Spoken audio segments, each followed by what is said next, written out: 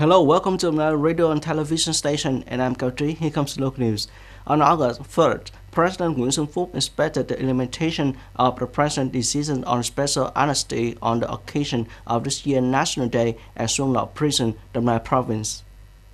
After the President issued a decision on special amnesty, Xuân Lộc Prison held a secret pilot for prisoners in the sub-camps to introduce inmates who are eligible and qualified for amnesty.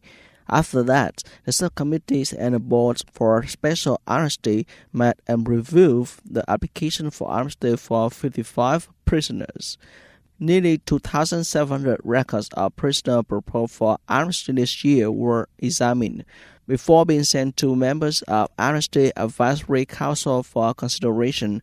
President Nguyễn Xuân Phúc suggested that in the next 1 month, prisons, detention centers, and educational institutions across the country will review to ensure that there are no missing qualified inmates and absolutely do not let those who are ineligible and qualified for special amnesty this time.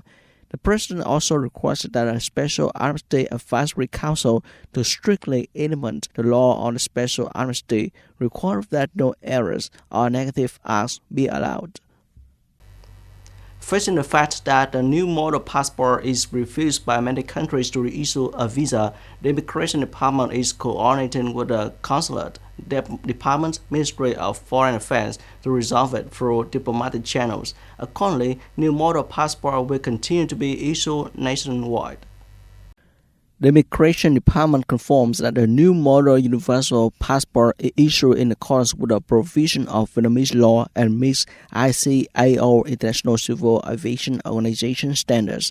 After agreeing on the plan, the Immigration Department will report to the competent authority for further processes. The new model passport was issued by the Ministry of Public Security on July 1st, retains the same size as all passports, but the color of the cover changed to the purple, blue, and does not show information about a place of birth.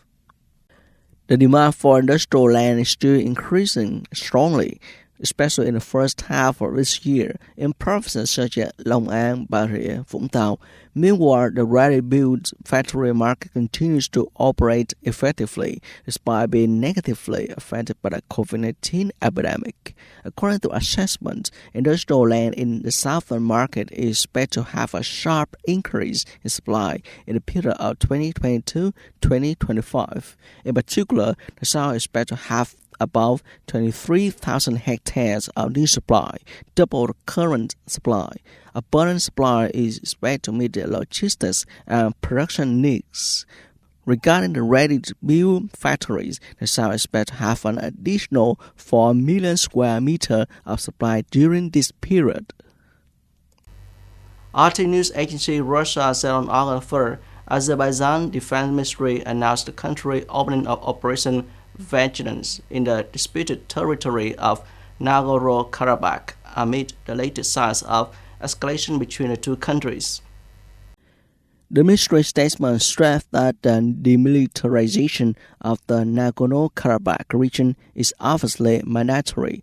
Baku reiterated its claim that the presence of Armenian soldiers and illegal armed groups in the Azerbaijani territories was a threat.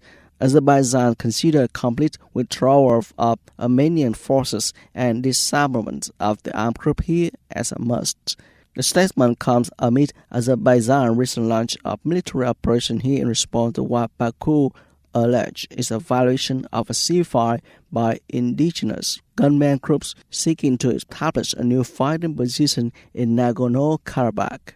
According to the source, the attack was repelled by Azerbaijani forces. TASS news agency on July 30th reported that Azerbaijan accused Armenia of shelling its position near Nagorno-Karabakh area. The United Nations mission to support Iraq on August 3rd called on the country leaders to put national interest first and end the long-standing political stalemate that has made the situation in the country increasingly tense.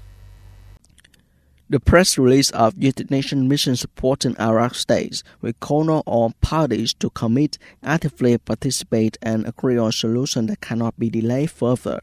Leaders need to prioritize the national interest first. Meanwhile, on the same day, Claret Murtada al-Assad, the powerful Shia bloc leader who won the most seats in the October 2021 assembly elections, demanded the dissolution of a National Assembly and re-election. Mr. al-Assad called for a revolutionary and peaceful progress, then the dissolution of the National Assembly and the holding of early democratic elections.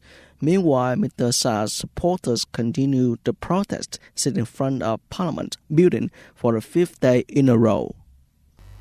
That's all for today. Thanks for watching and goodbye.